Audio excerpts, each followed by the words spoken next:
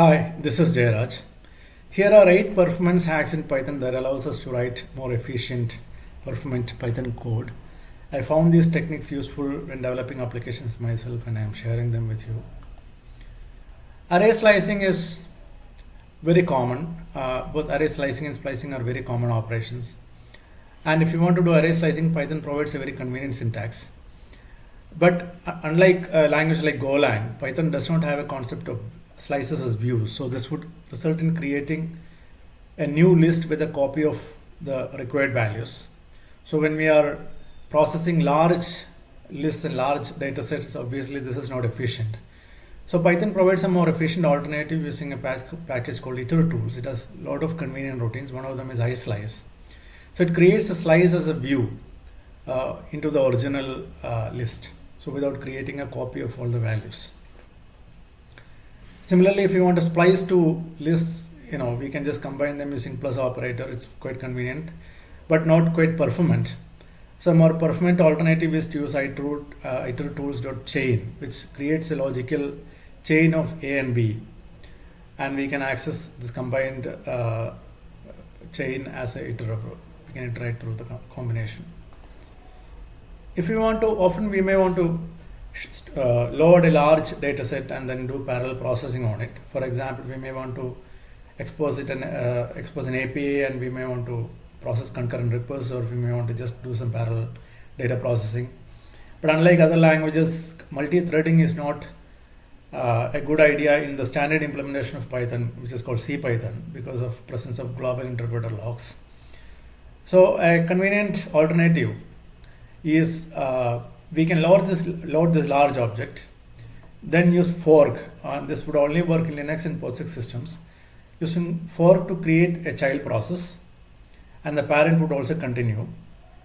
And in POSIX systems, fork has the semantics that all the parents' pages are shared with the child, and if the child modifies a page, only then a copy of that page is created.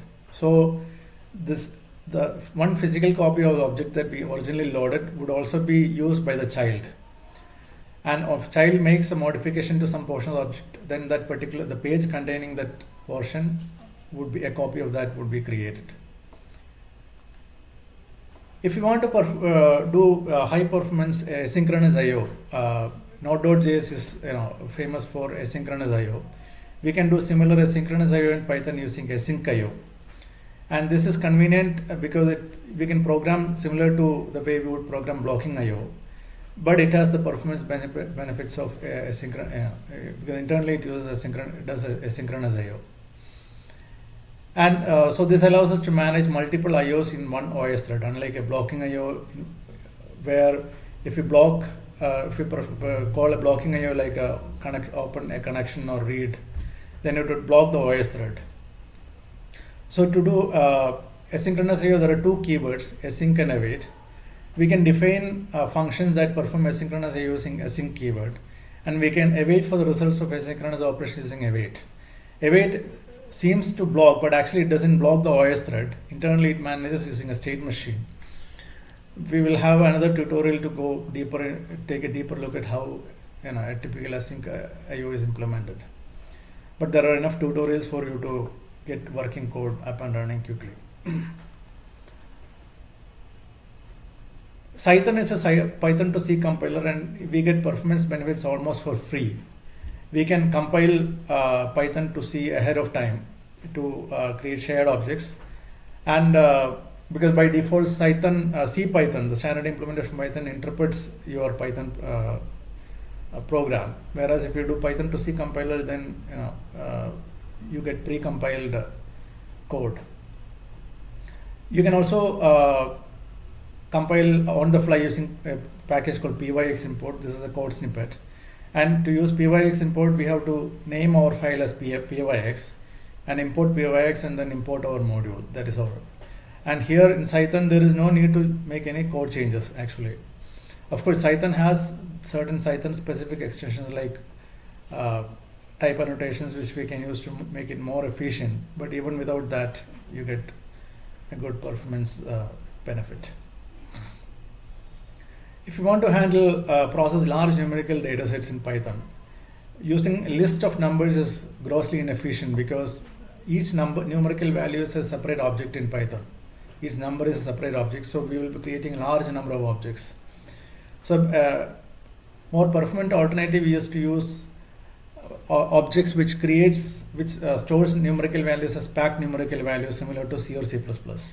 NumPy does this, and we can also and if you want to do I/O with this large sets of numerical values, then mmap is a good alternative. Mmap maps a file to your processor's address space, and this results in sharing of the file system's buffer cache instead of creating a copy from buffer cache to your application buffer every time. And NumPy has support for mmap, and Python also has mmap routines which you can use. And there is a convenient library called Zar, which goes even further, because not only does it allows you to process packed numerical values, you can also load and store slices of values to and from files. So if you have a large data set, numerical data set stored in a file, you can actually load a slice of it, process it, and store it back. So, and it provides very convenient abstractions to do that. If you want to let's say process some large data set and create large sets of immutable records, name tuple is a good alternative to dict because it has performance of tuples and convenience of dicts. Tuples are inconvenient because although they are performant, they are inconvenient because you cannot use named labels, whereas name tuples allows you to use name labels to access the fields, similar to dicts. But it has the implementation is similar to tuple, so you get the performance of tuples. Here is a small code snippet. If you want to load and process large data sets, JSON is convenient because it allows you to store any kind of structure in the data, have the data containing a rich structure, and even validate using schema, etc. But it is not very performant because you have to load the entire file to parse the JSON. You cannot load one line and parse the JSON, similar to CSV. JSON-L combines the convenience and power of JSON with the performance of CSV files because it stores JSON objects in each line. And if you read n lines, we get n objects. And the way to process this would be to open the JSON-L file, read each line, then parse each line into a JSON record, and then process the record.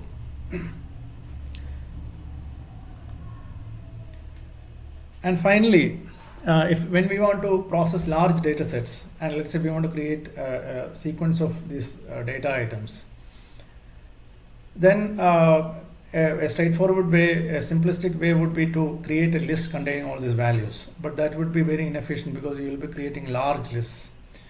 Whereas a more convenient alternative and equally convenient and better performant alternative is to use generators. So a generator gives partial results back to the caller using yield. Like for example, let's say here, and the caller is actually iterating the values returned by the generator using for in loop. And then the generator basically loads in this particular case, loads the JSON-L file, processes each record and extracts some fields from that and returns that each field back to the caller using yield. So rather than creating a large list using these values, you can use the lazy evaluation offered by generators. There is a famous quote due to Alan Perlis that a Lisp programmer knows the value of everything and the cost of nothing. Lisp being a high-level language, functional language, it's easy to reason about the value of an expression. But under the hood, the time and space complexity of the operation may not be known to the programmer.